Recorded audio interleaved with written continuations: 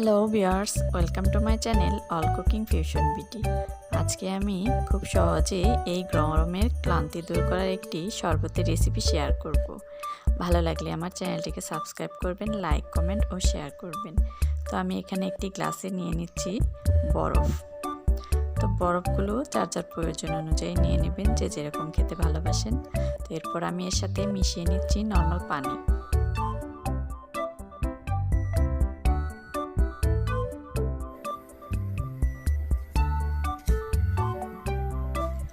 এর সাথে আমি 2 চামচ চিনি দিয়ে দিচ্ছি। কেউ যদি চিনি খেতে না চান সেক্ষেত্রে মধু ব্যবহার করতে পারেন। এরপর ভালোভাবে নেড়েচেড়ে আমি চিনিটাকে মিশিয়ে নিচ্ছি।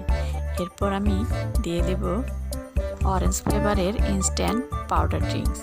আপনি যে কোনো ফ্লেভারেরটা এখানে দিয়ে দিতে পারেন, কিংবা আপনি ঘরেও তৈরি করে নিতে পারেন এই পাউডারটা।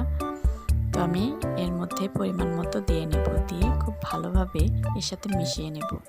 ব্যাস তৈরি হয়ে গেল ঠান্ডা ঠান্ডা এই গরমে ক্লান্তি দূর করার মজাদার একটি শরবতের রেসিপি। এই গরমে ছোট বড় যে কেউ যে কোনো সময় চাইলেই তৈরি করে নিতে পারেন মজাদার এই শরবতের রেসিপিটি। আমার ভিডিওটি দেখার জন্য অসংখ্য ধন্যবাদ। সবাই ভালো থাকবেন।